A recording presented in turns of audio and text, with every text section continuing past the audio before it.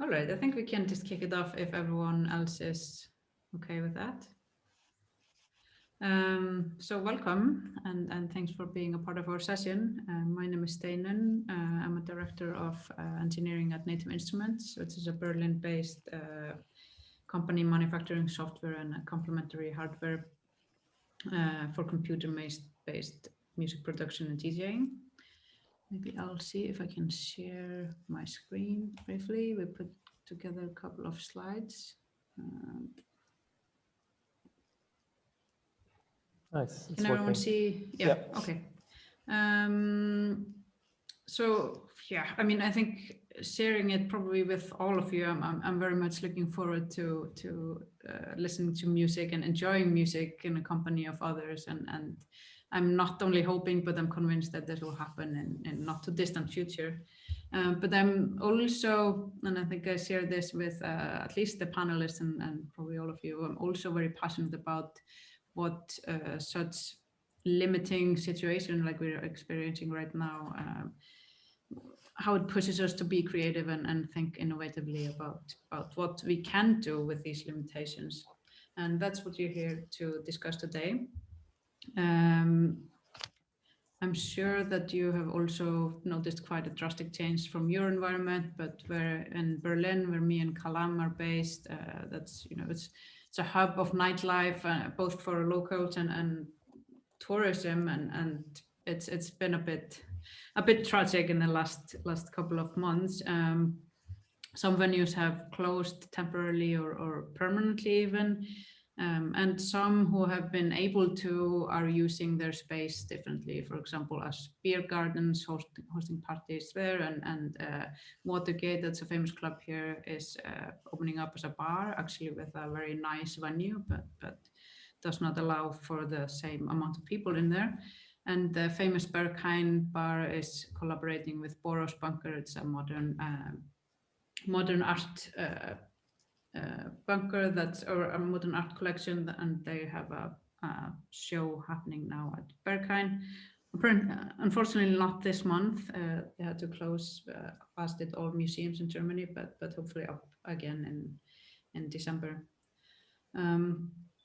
So also, yeah, so in leading up to this panel, I had discussions with all of the panelists, and I wanted to go through also a bit of, you know, what we've been discussing and give you a bit of a visual representation of that, and then we can go on to the discussions. So what, you know, we're seeing a lot of survival willingness and really the strong need to enjoy culture and presence of others, and it's been really interesting to see, you know, how solution oriented we can be in that. For example, drive-ins have been making a comeback, whether it's cinema, whether it's concerts, or even DJ sets or auto discos, as it's being called, as far as I can understand. So this is a picture from Bonn earlier this year in Germany. And yeah, people are getting creative, let's say. So this was an event in Manchester. I wasn't there, unfortunately, but apparently you could share a box with 8 people together, and you know, I'm sure in the absence of the real thing, it you know, it gets you somewhere. And this is of course also happening across genres, classical, jazz. You know, I mean, venues are sparsely seating audience or removing seats even, and you don't need to, you know, be very good at calculating to see that this is not a sustainable state with venues being only able to hold like 5 to 20% of capacity, which is quite typical in such a situation. I mean, unless they're heavily state funded, I mean, a lot of places are having quite a challenging time. What we also saw starting already in this spring was, you know, a huge increase in streaming, artist streaming online from isolation, and luckily we're in a situation right now where the commoditization of equipment to allow for this, for music making, for camera streaming and so on, that's, and it's widely available, and we have knowledge sharing on forums and YouTube and a lot of tips and tricks and know-how. But also the same with venues and the industry. Artists also need to make their ends meet, and very few are making this successfully so far, the streaming. And what is also a challenge is to make these events more engaging and interactive, both for the artists and for the audience. And I think that's probably what we are really missing is not this passive experience, and how do we enlighten it with life and make it more engaging, and even more now after 8 months of Zoom meetings where we're just getting with their brain by the computer all day, and even extra things for joining us today to one more. But this is definitely getting us fatigued, and as we had also in the discussion earlier, it's not getting us close to the real thing. But then again, it's also a space and a very exciting times for innovation. And I mean, innovation in this space and interactivity and so on. I mean, this was already happening before. We've actually been seeing in games quite interesting trends, such as this live show in Fortnite by Travis Scott that was earlier this year as well. And as I said, like, this is something that was already happening before. Such games have pretty young audience, which is already open and used to interacting quite seamlessly with a lot of events. So why not music events? And already the technology, the game engines are in place who really support this. And also a lot of the audience doesn't even have, isn't old enough to go to shows anyway. So this might be actually, as Veronique was telling me about her daughter, was her first experience of a live show was with Billie Eilish recently. So that's actually quite an interesting shift also in terms of how people might think as they grow up, probably different as us, that are really missing the real thing. Actually, Fortnite is expanding on this. They're launching a concert series that they're hoping that will be a part of musicians' tour stop. And they're also have been establishing a LA studio that's following COVID protocols that's specially made for in-game concerts. So that's actually a very interesting space to follow. Another area is K-pop, and they've long been very known for using and really adapting emerging technology for their show, both on venue and also for online. They have things, for example, like Bluetooth connected glow sticks and immersive experience. So it's typical that 3D objects are flying over bands in mixed reality, and they're also interacting live with the audience online between songs. And concert platforms who are providing this, such as VLive or the relatively new Wave VR, are also doing pretty well and really are growing, have a growing presence and a lot more content coming on. So maybe that short intro will lead me to the panelists. They come from very diverse field, but have it in common that they've all been pushing the boundaries when it comes to using emerging technologies to make performances and consumption of music more engaging. I'm going to let them introduce themselves, but first I'm gonna just I'll point to you. So let's start with Veronique. She's a director of AMBEO Immersive Audio at Sennheiser.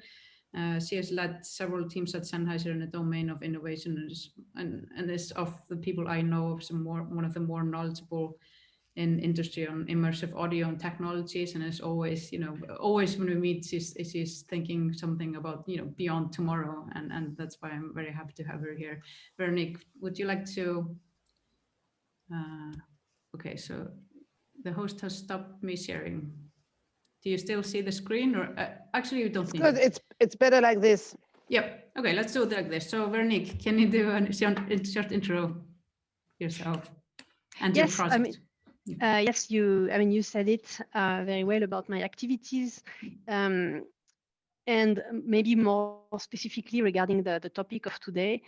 I am, of course, together with my team, we are involved in using sound to make the audio delivered at the home more lively and more concert-like, feeling like you were there. We've been doing that before COVID, actually, and in huge part together with Carine Zuber from Moods.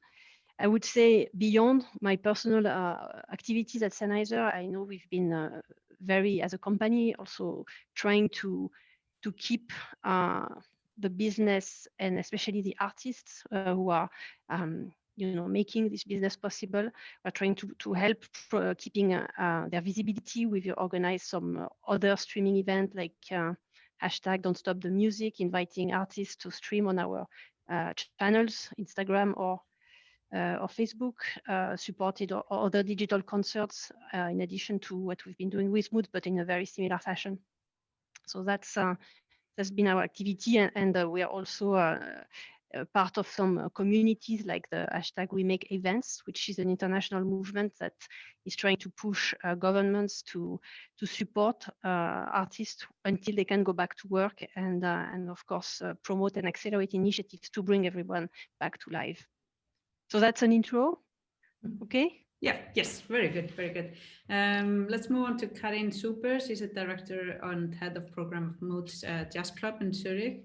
She's got a long experience in music and cultural section, and as a Moods director, she started the Moods Digital, which is an online platform offering high quality jazz concert recordings. But I'll let you add to that, Carine, please. Yeah, we started that in 2017, so long before the pandemic.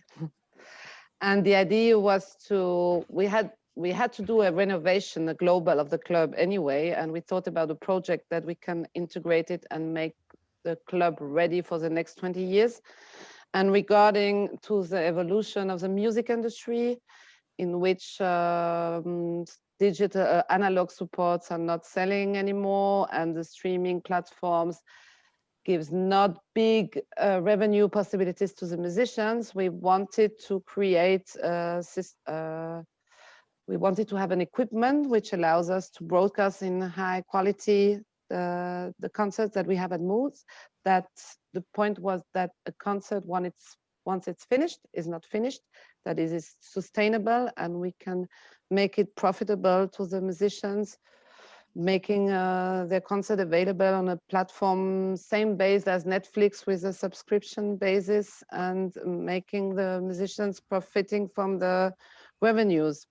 So this was back in 2017. We wanted also to bring them promotion possibilities with the video material we did. And with Sennheiser, because their AMBEO team is right next door for Moods, we imagined also, and we did it a lot, to record some concert in AMBEO sound, which gives a kind of feeling when you listen to the video with headphones, that you in the middle of the venue, you feel that the piano is on the left, the trumpet on the right, the people clapping on your back. And it gives a more immersive feeling when you listen and watch to a concert. All right, thank you. Resumed. Thank you. Yes, thank you. And more on that later. So last but not least, we have Kalam Ali. He's a founder and leading business development and venture at Sound Obsessed. He's been at the center of the music tech startup scene for years and knows it in and out. And now was it last year that you founded Sound Obsessed? Yeah, pretty much. To finish on that, that's a hybrid arts collective and label. It's the developing interactive experiences for both DJ and audience. Maybe you can elaborate a bit more on what you're doing. You've done my job for me. Actually, what's interesting is we're going in we're just coming out of stealth in terms of what we're doing with Sound Obsessed. So Sound Obsessed is a collective of hybrid artists and technologists exploring creative expression with technologies such as artificial intelligence, machine learning, and mixed reality. And so, for example, we have some very well-known artists in the music tech niche who are using machine learning to train an AI on their style of beatboxing or their vocals, and then creating an augmented version of themselves, and concepts for albums and all kinds of generative art comes out of that. Some of the technologies have created death metal AI streams and won awards for it. And we also have some amazing people creating interactive mixed reality stuff. So things like Instagram filters that are audio reactive. This is like state-of-the-art stuff that is just coming up now.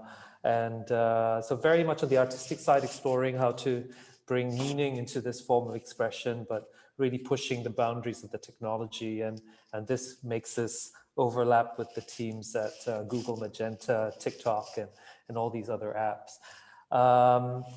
I co-founded this. Actually, Sound Obsessed now is actually, we're calling ourselves Sound Obsessed Lab. We're basically, it's two of us, co-founded with my business partner, Veronique, who's an artist, goes by the name Portrait XO. She's a creative director and an award-winning AI musician and XR mixed reality artist. Before all this, I was actually working at Native Instruments too, and very much focused on all music tech innovation topics, from DJing to music production, and worked very closely with Steinunn's teams as well back then. So in the last week, we announced a special project we're working on to develop a series of mixed reality shows for DJs. Specifically techno DJs, starting with the ones in Berlin, and we're creating something very similar, I would say, to what you've seen on the Wave VR, real-time performances in a 3D environment, focusing much more on the interaction between the artist and the fan. So we want to have we're inventing basically new types of interactions that go beyond the chat function, but also for the artists, new ways for them to see or experience what their fans are doing. So there's a feedback loop happening between the DJ and the audience they're playing to. So yeah, we announced that at Amsterdam Dance Event about just over a week ago, and there was a studio tour where we explained what we're doing and showed screenshots of what we're doing in the VR studios for the shows. And yeah, that's it. I don't know what more I could add to that right now. No, but it's exciting. And you have the first show coming out, is it in December or Q1? We're planning to have something by Q1 next year. Mm-hmm. So so it'll be a series of shows. The first one will be in Q1, and we'll start talking about it probably a bit more towards the end of the year with some trailers and things like that for the show. Mm-hmm. Yeah.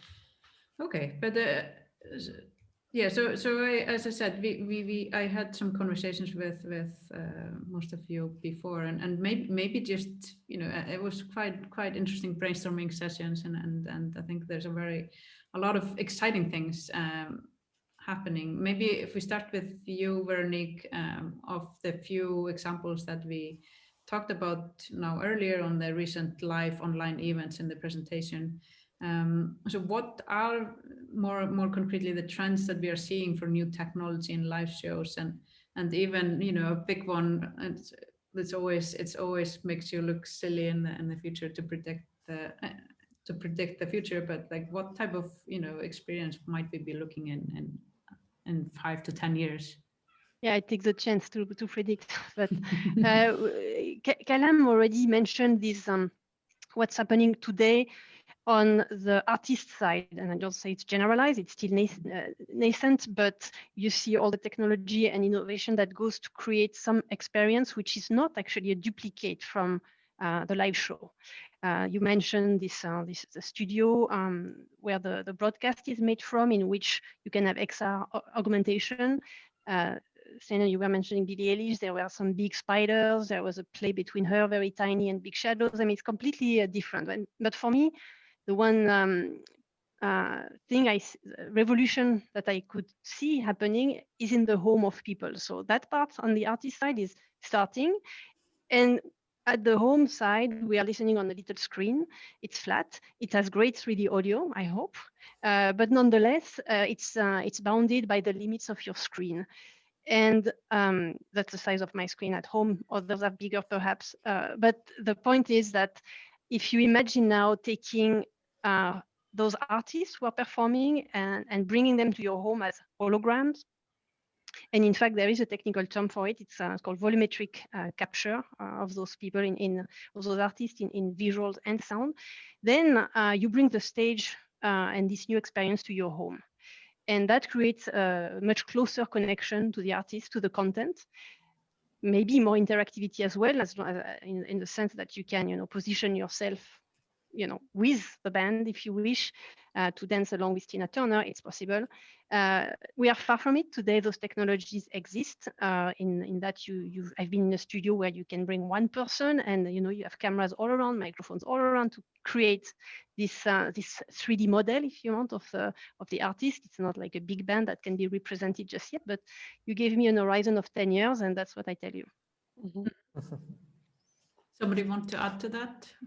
Yeah, I observe the same on the artist side. A lot of artists now learn a lot from cutting their videos themselves, recording themselves. They got equipment to do it themselves by home and so on. They also learn how to communicate directly with their communities through the social media and so on.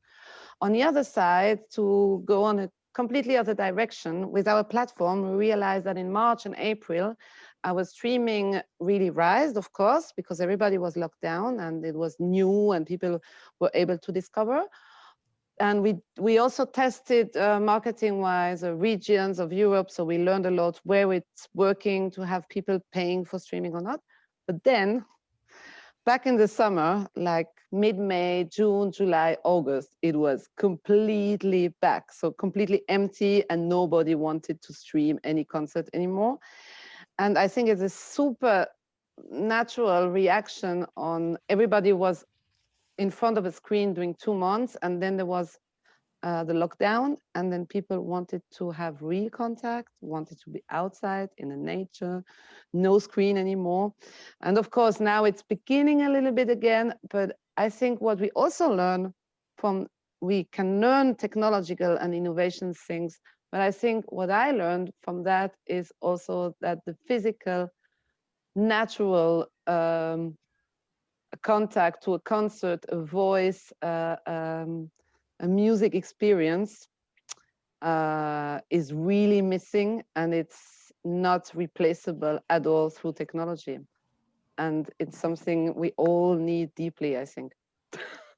Sorry. Yes, no, it's a big statement, and I think many of us do agree. But what I've also been quite interested in this thought process is it also, I mean, I don't think do we have any Fortnite players, for example, in this panel? Okay, yeah, not Kalam. very good at it. Yeah. We get killed all the time. but this is also, if this pandemic would have happened, in 20 years or 30 years, like if it's a much more of a natural way of enjoying culture and music to generations that are growing up now than for us who had our teenage years, pretty much offline.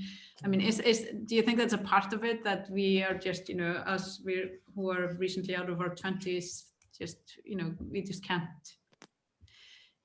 we're just not going to get it, and we need to depend on the next generations to really innovate and be the market to accept and adapt to the innovation? It's a good point. We're kind of biased in the way we look at things. I think when we released the studio video last week and showed what Panpot are doing, and Panpot are Berlin-based techno artists, quite well known in the techno scene, and showed what they're doing with this. And the visuals and the VR environment and the interactions we're creating for the home audience that take advantage of the webcam and the accelerometer on the phones. I had my 16-year-old nephew out of nowhere pop up on Instagram. He's like I don't know, I don't really follow what he does, but he's done really well for himself as a mini sort of like influencer in fashion. and he was so excited by this little 8-minute video. And these are the moments where I feel like there is a huge audience out there of people that for whom accessing something through their laptops or through their screens is usually the first experience. It doesn't take away anything about the live experience. I think this is just another territory where, with its own culture and its own experiences, that is just waiting to be explored. And the last 6 months or so has given us some time to just take a step back and think this through and consider what could be interesting to create. I'm certainly finding, like, with the where's the future going now questions, that we are experimenting with the future right now, and a lot of things that I described in terms of what we're doing and what everyone else is doing. There's a high hurdle to enter all these domains: the cost of the equipment, the studio space, the team that needs to create this, the developers, the visual artists, and the ideas, and connecting all the dots between all these things that are all separate domains to bring them together. You know, the artist who plays the club, bringing them into a motion capture studio, doing their avatars, then creating a show with them. All these things are just like very, very different worlds, but they're converging. And I think where we're going is that this is certainly not going to disappear after, if we get a vaccine or the pandemic abates. But I think we're just going to have more of this developing as a culture online. I feel like the internet's gone back to 2000, before we got all this social media stuff. It's like suddenly everyone's creating all these communities online, and you have indie music groups like Currents.fm, which is very grassroots, and they're really bringing to the surface some amazing collectives and artists around the world, and doing regular shows. So I think there's a lot to be explored in terms of how the rest of the world thinks, but specifically, I'll just finish on this. It's just I was talking to one of the biggest streaming services in China, the person who heads up their international development, and we were talking about these shows, and I said, well, we could stream all these shows with DJs online, create this amazing immersive thing. I think what was interesting to him was the idea that you could attract an audience that would not be able to travel to Berlin, but more importantly, it's the people who can't get into the club anyways because they're kids, or the doorman doesn't let them in. And so there's this other thing that's going on, this interest to explore something, but this medium gives you a way in. Yes, I think that's also a part. Yeah, the ones who don't get into the club. We're actually almost out of time. Is there I'm sorry. No. I mean, time flies when you're having fun. Is there any question from the audience? Somebody want to add something? Well, I would be maybe interested to hear from Veronique shortly, if we can just elaborate on that, and then we'll switch over. But as from Sennheiser, and as you are one of the bigger provider of equipment for live events, smaller and larger, like how has this pandemic now changed the way you think about product design, and what are you putting emphasis on different things than a year ago, for example? Yeah, I mean, clearly we've seen that a lot of the artists who, I guess, have to stay home, are not able to tour, and spend more time creating content, which means which begs for more equipment for home recording and other such products, which we do have, of course, in the portfolio through our Neumann brand, but had to be, multiplied to address this growing need. So in a way that was good for us. Of course, it develops also new practices, hygiene with your microphone. Okay, when you share a microphone, how do you make sure you're safe? And so we don't recommend to wash our microphones, but there are, of course, some good ways to keep that safe as much as possible. And then it's also a time of where things we were seeing need to accelerate because the pandemic like creates needs for solutions to be in this new environment, and it's a transition that was foreseen because it made sense for other reasons that we have to accelerate. For example, everything that enables remote something. For microphones, it would mean how can we maintain the microphone quality remotely? Monitor its quality from afar. How can we help manage wireless frequencies, which is a big specialty and expertise remotely? These are services that need to live in the cloud that Sennheiser, my company, would be, of course, well suited to provide, and that need to be thought through faster, perhaps, than we had anticipated. And I would just give one more forward-looking scenario where musicians who want to rehearse together need and are distant, need a special kind of infrastructure so that this latency, as we call it, so the delay between the musicians is not in the way. And that's very difficult, especially with Wi-Fi technology. So you may have an expensive managed network with quality of service, but we see more the coming of age of 5G, 6G, 7G as technologies completely different for wireless when you talk about our equipment. Mm-hmm. It's not what we use typically, but as possible solutions to enable such scenarios. That means new microphones need to be done that talk 5G, for example. Yeah. Okay. Yeah. No. Thank you. I think that's also it's all coming at the same time as well, and with 5G and it's definitely pushed us to think about the digital transformation in just so many ways, much earlier than we thought. Yeah. So I think we are out of time and 3 minutes even more. Any last words? Otherwise, I would skip over to the keynote. Everyone? No. Let's just close it off now. And I don't know. I think we go back to the YouTube link for the keynote. Thank you all for attending. Thank you. Thanks. Thank you. Bye-bye. Bye.